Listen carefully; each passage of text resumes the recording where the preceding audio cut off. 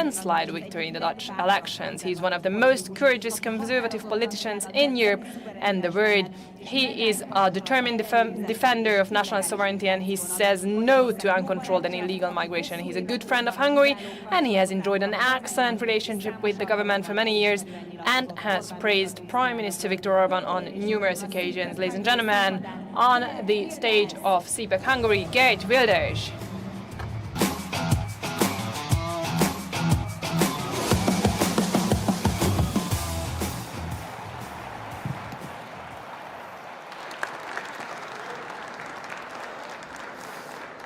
How are you, Budapest? Jó napot, kedves konzervatív barátaim! Good afternoon, CPAC.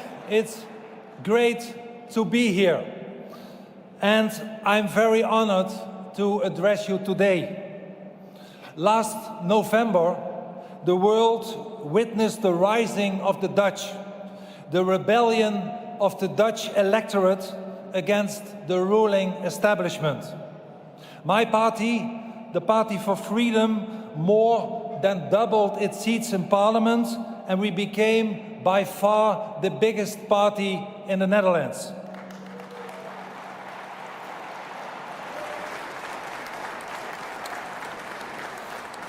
And today we are negotiating, forming a new government. And I hope that will succeed. So please allow me to say some words to the Dutch press, because they are very nervous today. In the Dutch newspapers, opening with national newspapers, even on the 8 o'clock news and other news programs, they all say that will Wilders kill the negotiations by speaking for CPAC today.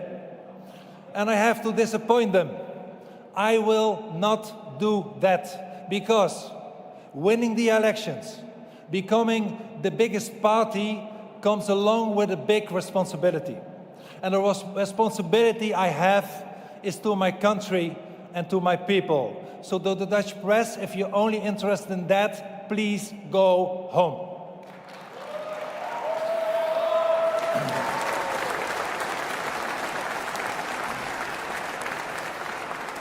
My friends, a lot of people ask me, how did we do that? Win the elections in Holland? And I'm here to tell you. But let me first emphasize that we are standing on the shoulders of giants. Not just Dutch giants. Heroes as Pim Fortuyn or Theo van Gogh, both murdered in my country as martyrs of freedom. But also some of our and your heroes, such as the great Ronald Reagan, who in 1974, exactly 50 years ago, gave the inaugural speech at the first ever CPAC meeting. And much has changed in the last 50 years. Much has changed for the better, such as the liberation of Eastern Europe.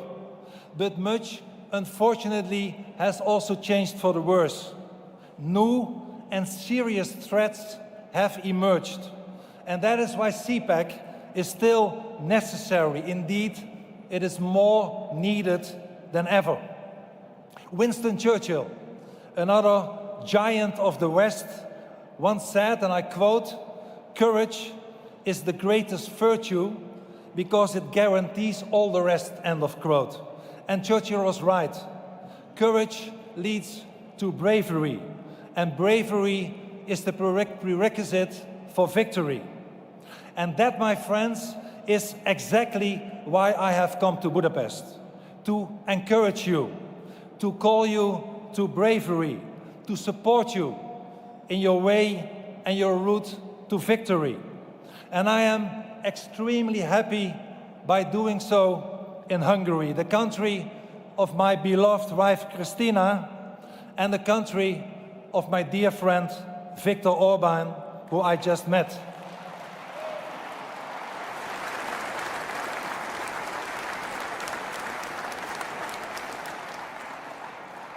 Prime Minister Orbán is a brave leader who proudly stands for his country and the Judeo-Christian values of his people. He protects Hungarians against illegal immigration. And I wish more European leaders would follow his immigration policy today. And that's really necessary, because I believe there are two great existential threats that we are facing today. One is internal and one is external. First, there is wokeism, cultural relativism, the predominant idea in most of the academia and media that there are no objective truths, no loyalty, no freedom, no nation, no family. Everything to them is subjective. Everything is relative. Everything is interchangeable and without value. And that is the message of the leftish elites. They, the left, have sold so many countries out when they were in charge. They have eliminated their national sovereignty. They sometimes even wrecked its economy. They abolished its national currency. They destroyed its farmers. They ruined its middle class. They perverted the education of children. And last but not least, they have opened our borders for mass immigration and immigrants from an entirely different cultural background. And that brings me to the external threat, which is demographic. The writing is on the wall. The population of Africa is bound to quadruple its present 1.4 billion to almost 5 billion by the end of the century. And 1/3 of them wants to move abroad and come to Europe. And in the past 50 years, governments have inundated us with mass immigration. Often not real refugees, but unskilled illegal immigrants and fortune seekers. Today, many of them are young, single men, not only from Africa, but also from Asia. And these immigrants do not benefit our societies. They cost us money and are an enormous strain on Europe's welfare system. Europe indeed today is facing an enormous immigration and asylum crisis, because despite the massive cost, mass immigration was never discouraged. On the contrary, mass immigration was encouraged, seen as an enrichment by cultural relativists. Look around you. But luckily, not in Budapest, but look around you in the most of Europe. There are neighborhoods that have almost become no-go zones, territories where our women and daughters are no longer safe, and our Judeo-Christian values have totally disappeared.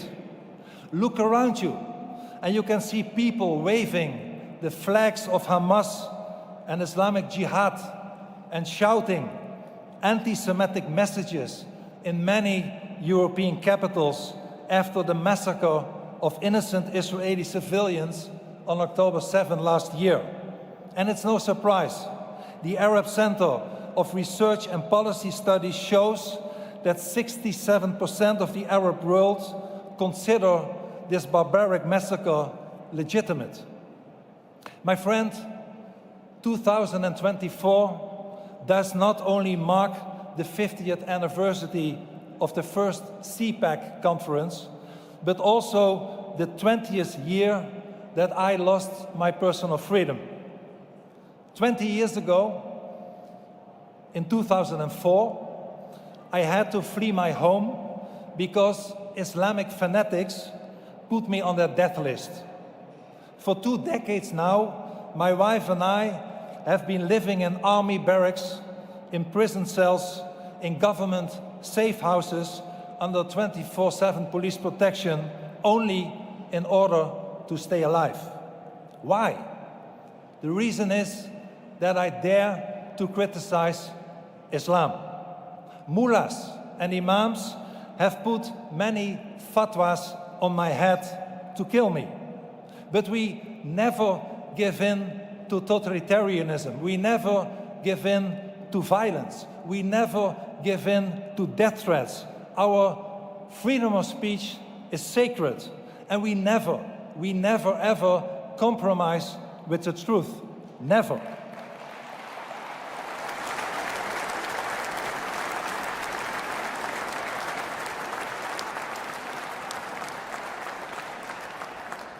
And the truth is that many European nations today are overrun with more and more illegal immigrants and asylum seekers, more than we can handle. So why did we allow this? Why have we not stopped it? Which people have voted for this ridiculous policy? Why did politicians all over Europe refuse to do their duty and speak out against this madness? My friends, in the 1955 inaugural issue of National Review, Bill Buckley famously wrote, and I quote, "A conservative is someone who stands throughout history yelling, 'Stop.'" And here, my friends, we get to the heart of the matter, the explanation of the great electoral success of the Party for Freedom in the Netherlands. Unlike other parties in the Netherlands, we had the courage to stand throughout history and yell, "Stop." We dare to yell, "Stop." We have always said the truth, never stayed silent. We have stood by our people, and we always will. We have never abandoned our beliefs, and we never will. My party has always refused to follow in the mold of politicians such as the French President Macron or the former German Chancellor Merkel and many others who opened their borders, impoverishing and endangering the people and diluting Europe's Judeo-Christian and humanistic culture and civilization. We have always defended our people. We have constantly yelled "Stop" at the bureaucrats in Brussels when they wanted more and more federalism and less of our national sovereignty. We yelled "Stop" to the wokeness which politicians out of the West try to impose to the common people and their children. We have always yelled "Stop" to their open border policies. And now, finally, sick and tired of being ignored, sick and tired of the trampling on their values and everything they hold dear, the Dutch people cried, "Enough is enough." They said "Stop" at the elections.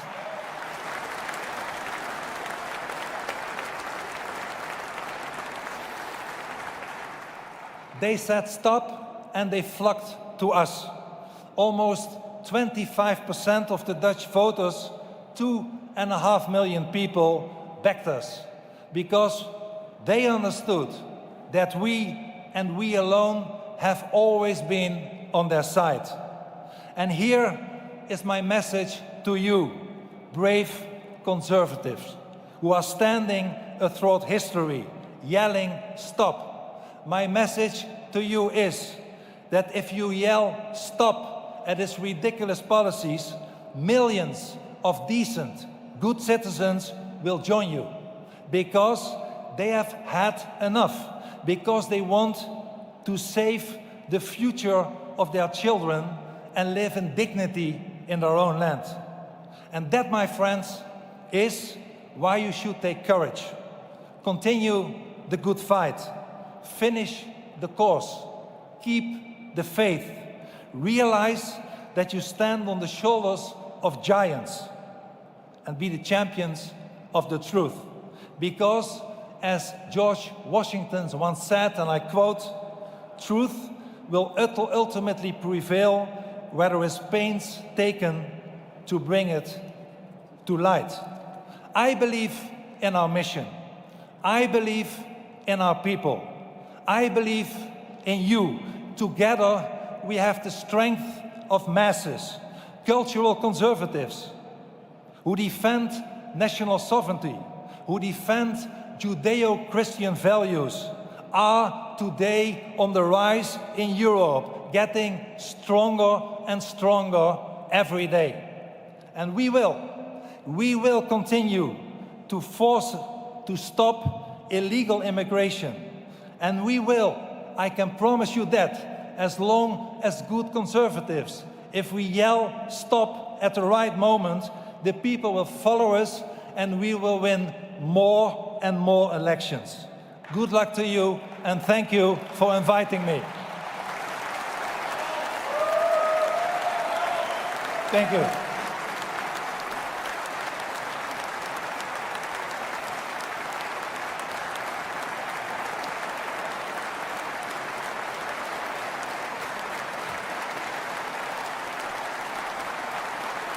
Nagyon szépen köszönöm.